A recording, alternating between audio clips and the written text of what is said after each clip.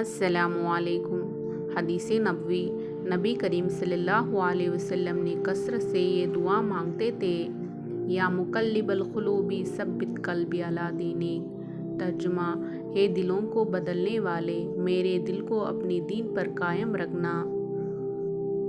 رسول اللہ صلی اللہ علیہ وسلم نے فرمایا، منافق کی 3 نشانیاں ہیں: جب بات کہیں تو جھوٹ کہیں، اور جب اس کے پاس امانت رکھی تو خیانت کرے، اور جب وعدہ کرے تو خلاف کرے۔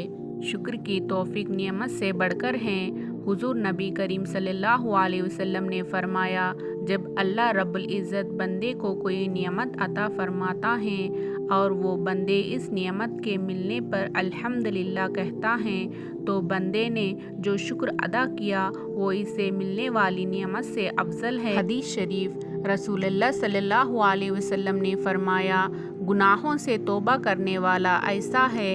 جیسے اس نے گناہ کیا ہی نہیں۔ کریم صلی اللہ علیہ وسلم کی نصیحت: رسول اللہ صلی اللہ علیہ وسلم نے فرمایا، جب تم میں سے کوئی شخص کو جمائی لے تو اس کو اپنا ہاتھ منہ پر رکھ لینا چاہیے، کیونکہ کھلے منہ میں شیطان داخل ہو جاتا ہے۔ حدیث نبوی: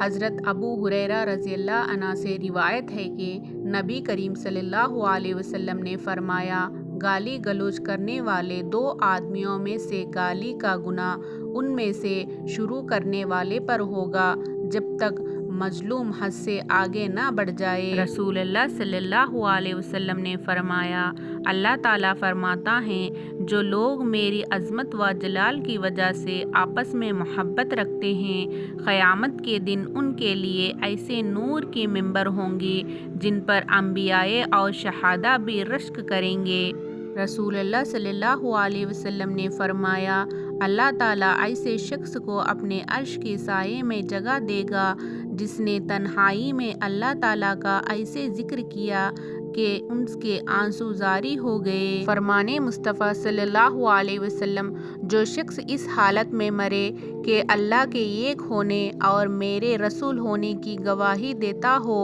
اور یہ گواہی سچے دل سے ہو تو اللہ کریم اس کی مغفرت فرما دے گا۔ نبی کریم صلی اللہ علیہ وسلم نے ارشاد فرمایا، عقل مند وہ ہے جو اپنے نفس کو عبادات میں لگائے اور موت کے بعد کی زندگی کے لیے عمل کرے،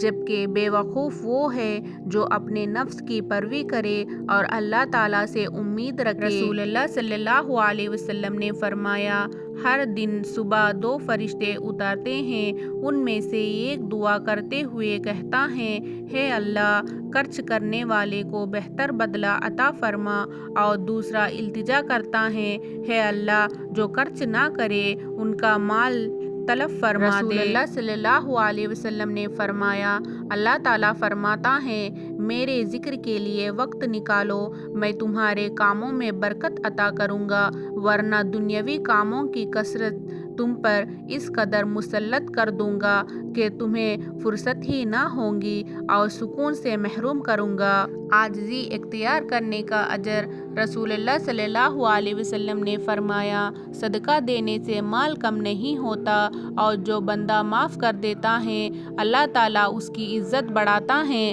اور جو بندہ اللہ تعالیٰ کے لیے عاجزی اختیار کرتا ہے اللہ تعالیٰ اس کا درجہ بلند کرتا ہے۔ مکمل ایمان: حضرت ابو امام رضی اللہ عنہ سے روایت ہے کہ نبی کریم صلی اللہ علیہ وسلم نے ارشاد فرمایا، جس نے اللہ کے لیے دوستی کی اور اللہ کے لیے دشمنی کی اور اللہ کے لیے دیا اور اللہ کے لیے روک رکھا، اس نے اپنے ایمان کو مکمل کیا۔